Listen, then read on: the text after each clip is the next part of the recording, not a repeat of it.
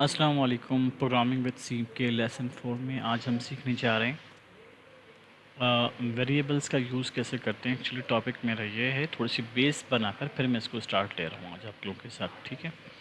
तो यहाँ पर आप देख सकते हैं, छोटा सा मैंने यहाँ पे एक इंट्रो करवाया डेटा टाइप्स इन सी।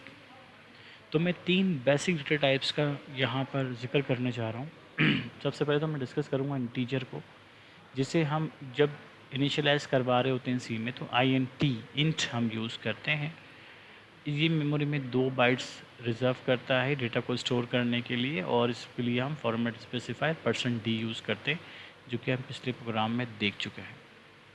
दूसरा डेटा टाइप है हमारे पास फ्लोट, और इसको हम फ्लोट ही टाइप करते हैं जब हम सी में इसको यूज़ करते हैं। तो ये मेमोरी में 4 बाइट्स कवर करता है और %f से ही हम इसको शो करवा रहे होते हैं फॉर्मेट स्पेसिफायर से।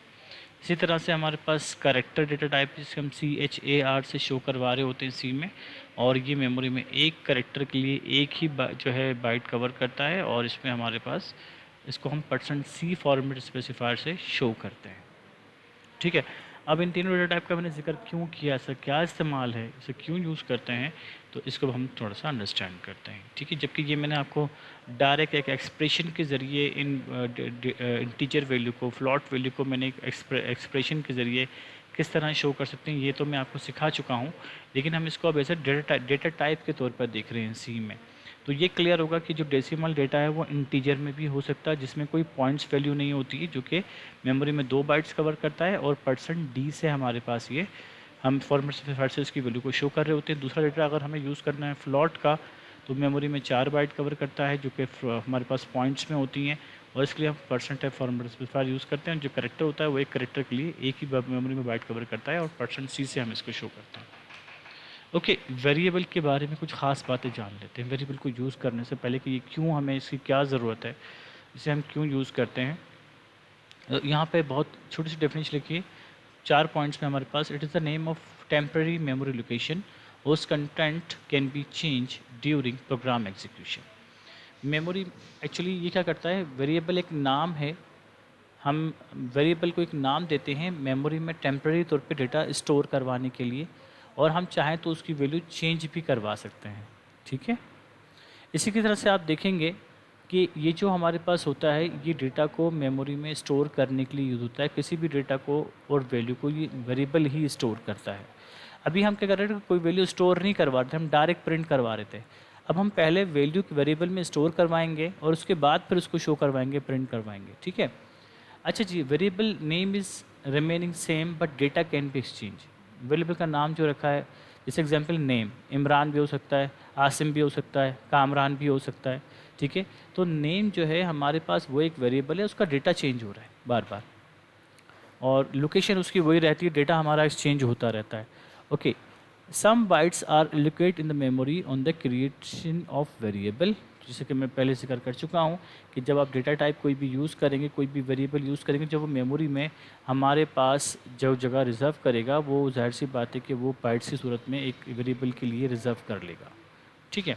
इसके एग्जाम्पल अब हम देखते हैं आगे थोड़ा सा। यहाँ पर एक मैंने छोटा सा जो है रिलेशनशिप समझाने की कोशिश की कि क्या मेमोरी से रिलेशनशिप है इसका।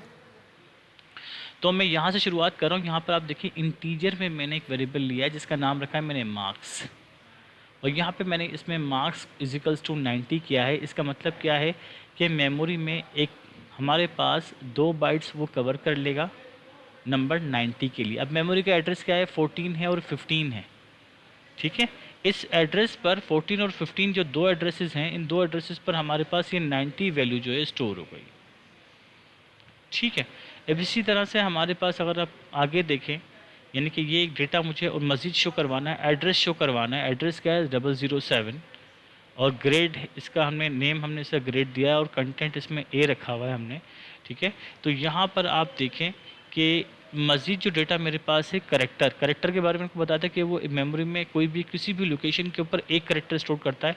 तो ग्रेड अगर मैंने करेक्टर टाइप लिया है डेटा, तो वो हमारे पास ए को स्टोर कर रहा है एक मेमोरी के पर्टिकुलर एड्रेस पर, ठीक है। आप देख सकते हैं यहाँ पर जिस तरह से शो किया गया है। तो इसी तरह से हम क्या करेंगे, मेमोरी के अंदर एक डेटा टाइप यूज़ करेंगे करेक्टर, और हमने एक वेरिएबल का नाम लिया ग्रेड। इस ग्रेड में मैंने ए स्टोर किया है, तो ये मेमोरी के अंदर पहले तो एक जगह रिजर्व कर लेता है। करेक्टर देखिए डेटा टाइप लिया है मैंने ग्रेड के नाम से, तो ग्रेड ये वेरिएबल नेम है, डेटा टाइप इसका करेक्टर है, और इसने यहाँ पर एक मेमोरी के पर्टिकुलर पार्ट के ऊपर ये ग्रेड इजिकल टू ए का मतलब क्या है, ये ए जो है इस ग्रेड में के वेरिएबल में जाके स्टोर हो जाए, तो ये मेमोरी के एक पर्टिकुलर एड्रेस में जाके इसको स्टोर कर देगा। जब भी हम ग्रेड को कॉल करेंगे ये इस वैल्यू को कॉल करेगा ऑलवेज। आप सोचेंगे सर हम इसको ऐसे तो हम डायरेक्ट भी शो करवा सकते हैं, ज़रूरत क्या है हमें मेमोरी में इसको स्टोर करवाने की ज़रूरत हमें आगे ज़रूर पड़ेगी, क्योंकि बाद औक़ात हम लोग डेटा हम चेंज करते रहते हैं, अपने वेरिएबल के नाम सेम ही रखते हैं। अगर मुझे 5 रिकॉर्ड कंप्यूटर में एंट्री करने हैं तो क्या मैं 5 अलग अलग नाम के वेरिएबल बनाऊंगा? नहीं, मैं एक ही वेरिएबल रखूंगा और उसमें 5 डेटा स्टोर करूंगा, तो मुझे उस वक्त वेरिएबल की ज़रूरत पड़ेगी। तो वेरिएबल हम इसलिए सीख रहे हैं ताकि हम ये समझ सकें कि हम लोग किस तरह से एक वैल्यू को एक पर्टिकुलर वेरिएबल में स्टोर करवा सकते हैं, और कुछ तरह से उस वैल्यू को चेंज करते रहेंगे पर वेरिएबल हमारा एक ही सेम ही रहेगा। ठीक है, आगे चलते हैं हम लोग। अब वेरिएबल्स को नाम देने के भी कुछ रूल्स हैं सी में। Variable name consist of letters, digits और अंडरस्कोर। वेरिएबल का जो नाम है वो आपके पास किसी भी लेटर में, डिजिट या अंडरस्कोर में हो सकता है। First letter must be alphabet or underscore. पहला जो लेटर है ना वो डिजिट्स में नहीं होगा, हमारा हमेशा अल्फ़ाबेट से अंडरस्कोर में होगा।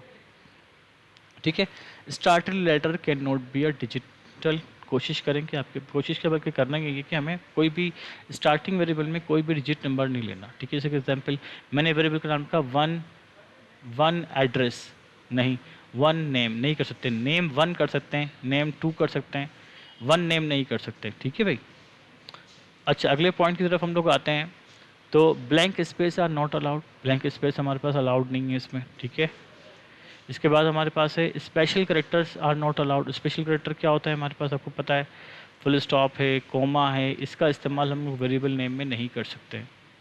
सी keywords can not be use as a variable. अभी इस वक्त हमने देखो वॉइड सीखा, ठीक है, सी के प्रोग्राम में मेन सीखा, ठीक है, हमने प्रिंट एफ सीखा, ये सब के सब सी की अपनी कमांड्स हैं, फंक्शंस हैं।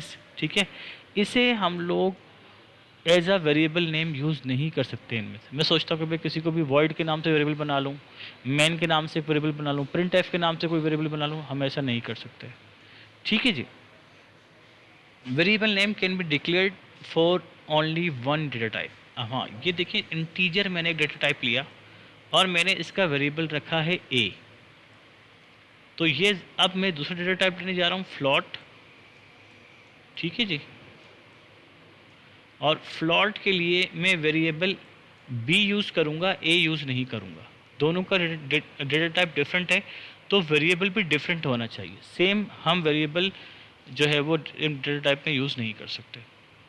सी is a case sensitive language, therefore capital letters are different from the small letters. अब इसका ध्यान में रखना है कि हम सी में जो भी कीवर्ड्स, रिजर्व वर्ड्स यूज़ करते हैं, वेरिएबल का नाम यूज़ करते हैं, वो सब का सब स्मॉल लेटर में होगा। ठीक है, length of variable name can be up to 31 characters. 31 characters तक आप एक वेरिएबल का नाम दे सकते हैं, लेकिन वेरिएबल का नाम शॉर्ट रखना चाहिए। ठीक है, नेम शुड बी जो है रीडेबल, ऐसा हो जो आसानी से पढ़ने में जाए वेरिएबल का नाम। Mostly variable are written in lower case. ठीक है, लिखने ही हमें लोअर केस में, इसका ख्याल कीजिएगा।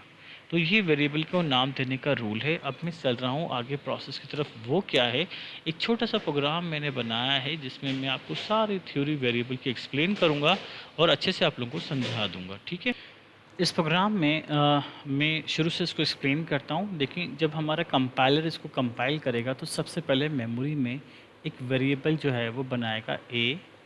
ठीक है, और इस ए की वैल्यू होगी 25, और बी हमारे पास मेमोरी में वेरिएबल बनाएगा और उसकी वैल्यू रखेगा 5, और टी जो है इसकी वैल्यू होगी 0। इस स्टेप को हम लोग कहते हैं वेरिएबल इनिशियलाइजेशन, जिसमें हम लोग डेटा टाइप इंटीजर बता रहे हैं, वेरिएबल ए, बी और टी, 3 वेरिएबल हम लोग इसमें यूज़ कर रहे हैं। ठीक है, और इस प्रोसेस को ए इज इक्वल टू जो 25 है, इस प्रोसेस को हम लोग असाइन वैल्यूज़ कहते हैं, वैल्यू को असाइन करना कहते हैं, जिसमें हम इजिकल्स टू का ऑपरेटर यूज़ करते हैं। ठीक है, ये इजिकल टू इस वक्त जो है असाइनमेंट ऑपरेटर का काम कर रहा है। ये क्या कर रहा है, 25 को असाइन कर रहा है ए में, तो हमारे पास मेमोरी में जब इंटीजर वेरिएबल क्रिएट करेगा तो वहाँ पर उस 25 को जो है वो एज अ ए में एक वेरिएबल में ले जाकर स्टोर कर देगा।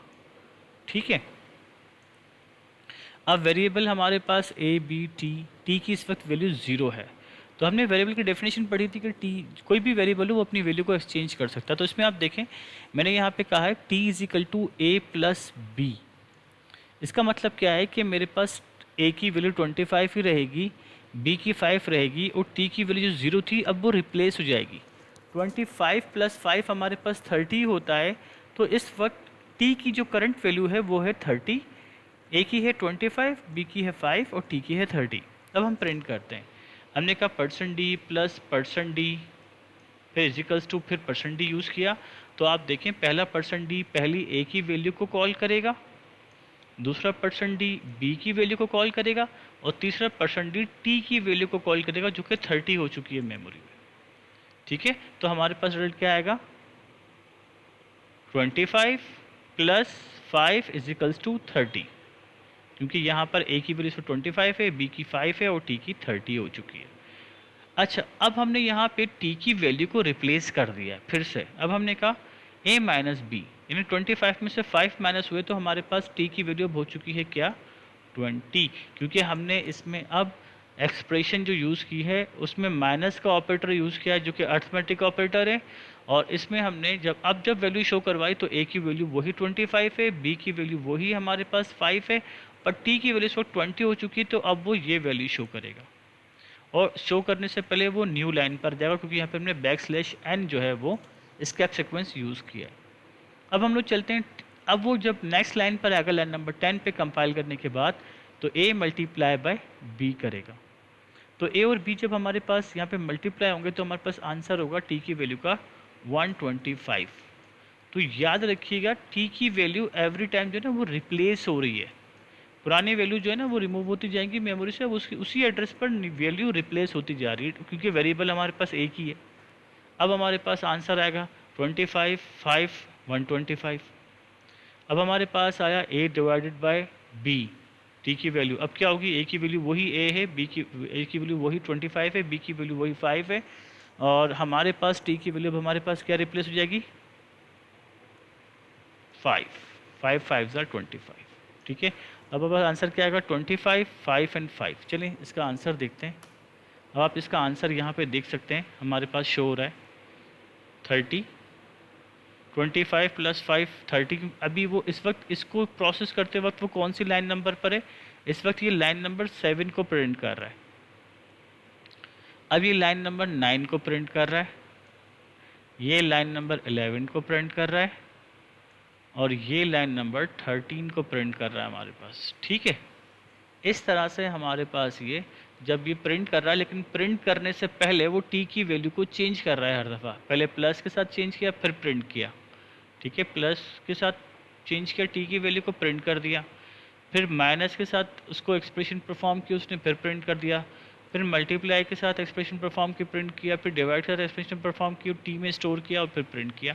तो इस तरह से हमें वेरिएबल में क्या हो रहा है डिफरेंट वैल्यूज स्टोर कर रहे हैं और फिर हम उसको शो करवा रहे हैं। ठीक है, ओके।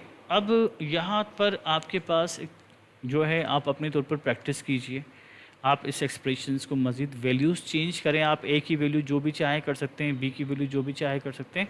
तो आप इस तरह से प्रोसेस कंप्लीट करके अपना जो है वो लेसन में मेरे साथ अपनी जो सोर्स फाइल है सेव करके मुझे शेयर करें। ठीक है, ताकि मैं देख सकूं कि आप लोग इसको किस तरह से प्रोसेस करके मुझे कितनी अंडरस्टैंडिंग आपने मेरे लेसन से ली है। प्लीज़ मुझे अपने रिकॉर्ड्स ज़रूर जो है वो सेंड कीजिएगा। जो भी आपकी सोर्स फाइल जो आप सी में सेव करके बनाएंगे वो मुझे ज़रूर ईमेल करें ताकि मैं चेक कर सकूं। और मेरा ईमेल एड्रेस वही है speakytudes@gmail.com। ठीक है, तो मैं आप सबके रिस्पॉन्सेस का वेट करूँगा। Thank you very much all.